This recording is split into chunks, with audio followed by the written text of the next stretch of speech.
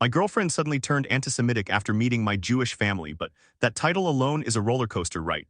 You think you know someone, you build a life, you share your family, your traditions, and then bam, everything flips upside down in the most unexpected and frankly disturbing way. This isn't just a simple breakup story. It's about hidden prejudice, bizarre behavior, and the painful realization that the person you thought was the one might have some seriously dark beliefs lurking beneath the surface. This comes from a Reddit post titled, Update, my 25M girlfriend 23 F has been weird since having a Seder at my parents'. And trust me, weird is putting it mildly. Let's unpack this because it goes from awkward family dinner to full-blown conspiracy theory territory faster than you can say Passover. So our storyteller, let's call him Ben, is 25. His girlfriend, let's stick with the name he used, Lily, is 23. They've been together for a while, things seem serious, maybe even heading towards forever. Ben is Jewish and Lily knows this. It's not a secret, it's part of who he is, but maybe, just maybe, she didn't quite grasp what that meant beyond a label. See, Ben isn't particularly religious. He mentions later he's actually an atheist. But Judaism, as many commenters on his post pointed out, is more than just religion. It's an ethno-religion, a culture, a history, a shared identity that goes way beyond whether you attend synagogue regularly. Ben describes himself as culturally Jewish. Maybe it's in his sense of humor, his family background, things that are just part of him. But perhaps for Lily, it was just an abstract concept until she came face to face with it. The catalyst for this whole implosion was Passover. Ben invited Lily to his family's Seder. This is a pretty big step in a relationship, sharing a significant cultural and religious tradition with your partner's family. Ben mentions his parents might have gone a little overboard with the explanations. You know how it can be when you're introducing someone new to deeply ingrained family traditions. You want them to understand, to feel included. Maybe they explained every symbol on the Seder plate, the story of Exodus, the meaning behind the songs and prayers, a little too enthusiastically. Ben thought maybe that was the issue, that perhaps Lily felt overwhelmed or awkward being the outsider in such a specific cultural event. That would be understandable, right? A bit uncomfortable maybe, but something you could talk through. But after the Seder, things got, well, weird. Lily became distant, less communicative. Ben noticed the shift immediately. The warmth seemed to have cooled, the easy connection felt strained. He tried talking to her, asking if something was wrong, if the Seder had bothered her. But she was evasive, shutting down the conversation, saying everything was fine when it clearly wasn't. This went on for a bit, leaving Ben confused and worried. He cared about Lily, he thought they had something real, and this sudden emotional wall was baffling and hurtful. He posted his initial concerns on Reddit, wondering what could be going on, maybe seeking advice on how to approach her. He got some good advice, actually. People suggested he might be jumping to conclusions about why she was upset. Maybe it wasn't the Seder itself, or maybe it was, but not for the reasons he assumed. The key takeaway was, talk to her openly, honestly, without making assumptions. So that's what he decided to do. He planned a proper conversation, a chance for them to connect and figure out what was happening. He didn't want to ambush her. He wanted it to be calm and constructive. He invited her over to his apartment the following Friday, their usual date night. He even went the extra mile and cooked her favorite meal, a creamy, lemony pasta dish. Side note. The Reddit comments went absolutely wild asking for this recipe later, which Ben found darkly funny given the circumstances. It's a small detail, but it shows he was really trying to create a comfortable, loving atmosphere to have this difficult conversation. He wanted to show her he cared, that he was invested in figuring this out together. So they ate. The pasta was presumably delicious, and then Ben gently brought it up. He didn't accuse her of anything, he just shared his observations. He mentioned she seemed distant, that he felt a shift since the Seder, and he just wanted to know if something was wrong, if he'd done something, if they were okay. He opened the door for honesty. And that's when things started to unravel. Lily was hesitant, nervous, looking down, fidgeting. It clearly wasn't easy for her to talk about. Finally, she kind of blurted it out. The Seder had made her uncomfortable. Okay, so Ben's initial hunch was right. He probably felt a sense of relief, thinking, great, now we can talk about it, understand what made her uncomfortable, and move past it. Maybe it was the religious aspect, maybe she felt out of place, maybe his parents were a bit much. These are all things you can potentially work through in a relationship. But Lily's explanation wasn't what he expected. It wasn't about feeling overwhelmed or awkward. It was something else entirely. She said that while she knew he was Jewish, she didn't realize he was so Jewy until the Seder. So Jewy. Let that sink in. Ben immediately cringed, as anyone would. He told her calmly that using the word Jewy was inappropriate, that it's often used as a derogatory term loaded with anti-Semitic undertones. You'd think she might apologize, maybe say she didn't realize that she misspoke. Nope. According to the comments on the post, Lily did not like being corrected. She apparently accused Ben of policing her language. Big red flag right there. Someone uses an offensive term, gets called out gently, and their reaction is defensiveness and accusation. That's not a good sign. It suggests the issue isn't just ignorance, but maybe something deeper, a resistance to understanding why her words were hurtful. Many commenters pointed this out. Her reaction to being corrected was almost as telling as the initial comment itself. It showed a lack of respect and a refusal to acknowledge the impact of her words. This wasn't just about the word, though, it was the sentiment behind it. So Jewy. What did that even mean? Ben wasn't suddenly more Jewish than he was before the Seder. He was the same person. What changed was Lily's perception of him.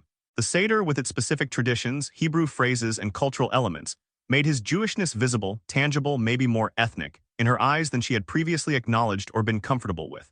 As Ben reflected later in his update, and as many commenters echoed, it seemed like Lily was okay with him being Jewish as long as it was a quiet background detail, something that didn't intrude on her idea of him, which was perhaps more generically white. When his cultural identity was on full display, suddenly it was too much, too Jewy. That's not discomfort, that's prejudice. The conversation didn't stop there. It got worse. Lily brought up a specific part of the Seder, the concluding phrase, El Shana Haba B'Yerushalayim, which means next year in Jerusalem. Ben explained it as a traditional expression of hope, a connection to Jewish history and the diaspora, something Jews have been saying for centuries, long before the modern state of Israel even existed. It's a phrase deeply embedded in Jewish longing and historical consciousness, often interpreted metaphorically as a hope for redemption and peace, not necessarily a literal plan to move. But Lily saw it differently. She told Ben she found that part really inappropriate given the current war in Gaza. She was trying to frame this ancient tradition, this expression of historical hope, as some kind of modern political statement supporting the conflict. Ben tried to explain again. He told her the two things weren't connected. His family has no specific ties to modern Israel, they weren't making a political statement about the current conflict, and the phrase itself predates the modern political situation by millennia. It's about historical roots, not current events in that specific context. Did Lily listen? Did she try to understand the nuance, the history, the cultural context? Nope. According to Ben, she didn't seem to care about that. Her mind was made up. She had connected this ancient phrase to a modern conflict and decided it was offensive, regardless of the actual meaning or intent. This highlighted a profound ignorance, yes, but also a worrying unwillingness to learn or accept his explanation about his own culture. It suggested she was projecting her own political views onto his family's traditions in a way that was fundamentally unfair and, frankly, anti-Semitic. She was reducing a complex cultural and historical expression to a simplistic political slogan and judging it based on that misinterpretation. Commenters jumped on this too, explaining the historical context of next year in Jerusalem, dating back potentially to Roman times, emphasizing its connection to historical identity and hope, not necessarily modern geopolitics for every family who says it. Her refusal to accept this context spoke volumes. At this point, Ben was understandably thrown. This wasn't just discomfort, this was judgment, misinterpretation, and offensive language. The core of his identity, his cultural background, was suddenly a problem for her. So he had to ask the hard question, do you have a problem being in a relationship with me given my Jewishness? Her answer was emphatic, no, I love you, but then came the kicker, it was just a shock and I need time. Time for what? Ben asked her exactly that. What did she need time for? Time to get used to him being so Jewy, time to reconcile her feelings about his cultural background, time to what? She didn't have an answer. Just this vague, unsettling request for time. This felt like a massive turning point. It wasn't a clear rejection, but it wasn't acceptance either. It was limbo. It left Ben feeling uncertain, hurt, and deeply worried about the future of their relationship. What does it mean when your partner needs time to process your fundamental identity after seeing it up close? It felt ominous. Feeling confused and needing space himself, Ben decided to spend the weekend at his parents' house. He needed to get away, clear his head, maybe talk to his family, and figure out what this all meant. He thought maybe some distance would give them both perspective. He probably hoped that Lily would use the time to reflect, maybe realize she'd overreacted or misunderstood. He certainly didn't expect what happened next. While he was away, probably trying to relax and process the emotional turmoil of the past week, he got an alert on his phone. An unknown AirTag was detected moving with him. His heart probably dropped. An AirTag following him. He searched his car and sure enough, hidden away, he found it. An AirTag. Someone was tracking him.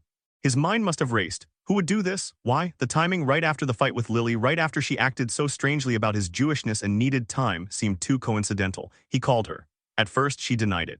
Flat out denied planting the AirTag, but Ben knew her and he says she's not a good liar. He pressed her. And finally, she cracked. She admitted it. Yes, she had hidden an AirTag in his car. But her reason was even more disturbing than the act of tracking itself. Why did she do it? She wanted to see where he was going. Specifically, she wanted to know if he was going to the temple. The temple, the synagogue. She tracked him because she suspected after one Seder that he was suddenly sneaking off to religious services.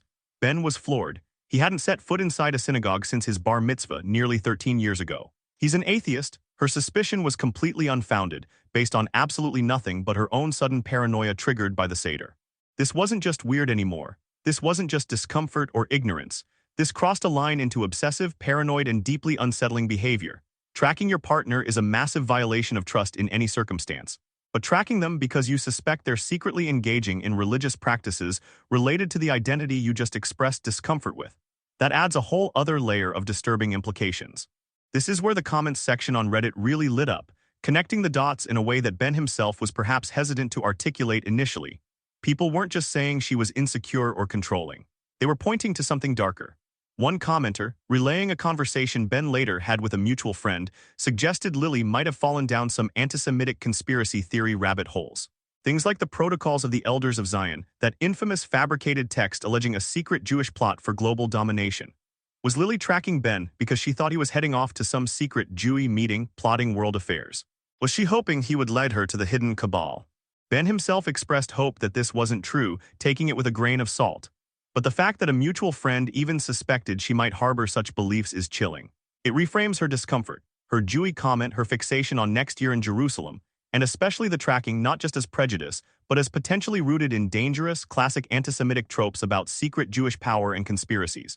It suggests her reaction wasn't just about cultural difference, but about a deep-seated, perhaps recently activated, suspicion and fear based on hateful stereotypes.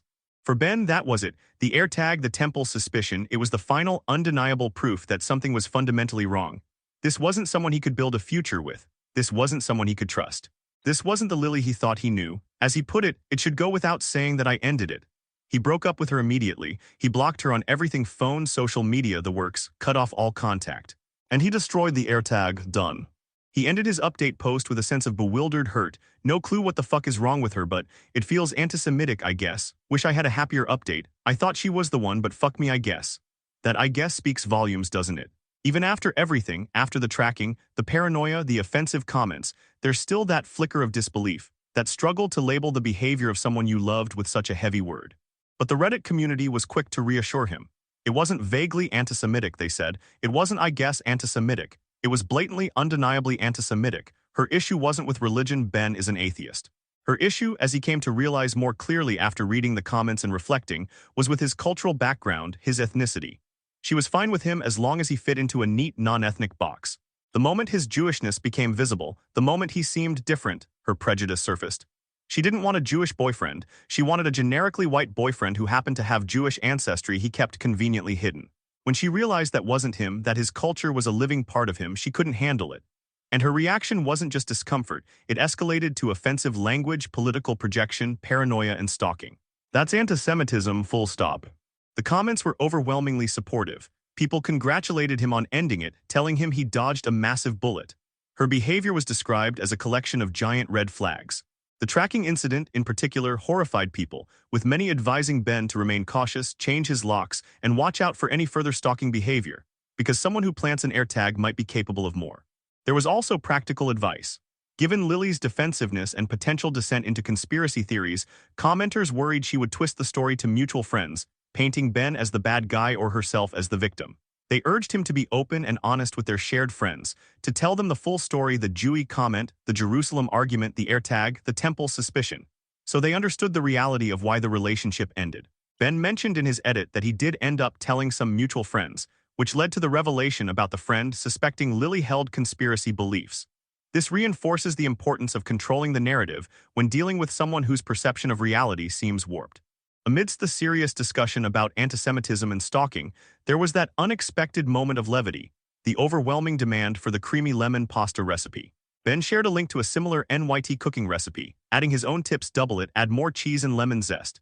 He wrote, "You all made me laugh with your desire for this recipe during a time when I am feeling really fucking low, so thank you." It's a small thing, but it shows how online communities can offer support in unexpected ways, finding humor even in dark situations. He later added another edit, mentioning he was stoned on sour gummies, laugh crying at stupid movies, his coping mechanism, acknowledging it might not be the healthiest, especially with his Ashkenazi gastrointestinal issues. Another touch of that specific cultural humor he mentioned. He also used his edits to clarify points for people who might have misunderstood. He reiterated that his Jewishness is cultural, not religious, and that Lily's issue was with that cultural background, his ethnicity. He pushed back against people trying to minimize the antisemitism or frame it solely as a political disagreement about Israel/Gaza. He stated clearly, My ex-girlfriend's issues with me was about way more than a war thousands of miles away. If you can't separate those things and see the antisemitism behind her actions and attitudes and language, then you are part of the problem. He drew a firm line, refusing to let the conversation get bogged down in political debates that distracted from the core issue. Lily's prejudice against him because he was Jewish. Some commenters shared their own experiences, like one person who broke up with a non-Jewish partner because they were too Jewish for him, showing Ben he wasn't alone in facing this kind of prejudice. Others shared positive experiences attending Seders, highlighting the welcoming nature of many Jewish families and how baffling Lily's negative reaction was. These stories helped normalize Ben's experience while also underscoring how abnormal and unacceptable Lily's behavior truly was. There were also those inevitable comments suggesting the story might be fake. Ben addressed this directly in his edit. To those who think this was a made-up post, I fucking wish. I honestly feel like maybe this is a weird dream I'm going to wake up from and my perfect beautiful girlfriend will still be there. But she's not who I thought she was. It's all too real. That raw honesty, that lingering pain of realizing the person you loved was an illusion resonates deeply. It's the heartbreak on top of the shock and violation. So what's the takeaway from this incredibly unsettling story? It's a stark reminder that prejudice, including antisemitism, can hide in plain sight, even in intimate relationships. It can surface unexpectedly, triggered by something as seemingly innocuous as a family dinner.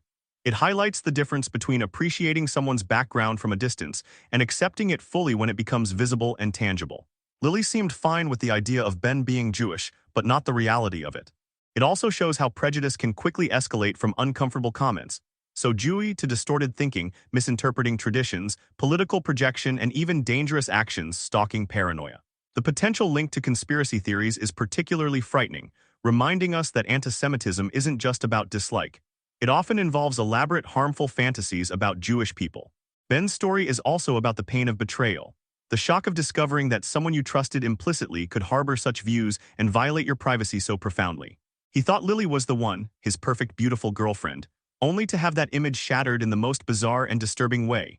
Ending the relationship was clearly the right call, the necessary act of self-preservation, but it doesn't erase the hurt or the confusion. It's a lesson in recognizing red flags even when it's painful. Lily's defensiveness when corrected, her refusal to understand his perspective, her vague need for time, these were all warning signs before the AirTag incident. And ultimately, it's a story about identity. Ben's Jewishness wasn't something he could or should have hidden or downplayed. It was part of him. Lily's inability to accept that wasn't his failing, it was hers. He deserved someone who loved and accepted all of him, Jewy-ness included, not someone who needed time to deal with his cultural background or resorted to tracking him based on paranoid suspicions. He dodged a bullet, yes, but it was a bullet that left a significant wound on its way past. Hopefully, sharing his story, getting support, and enjoying some lemon pasta helped him start to heal.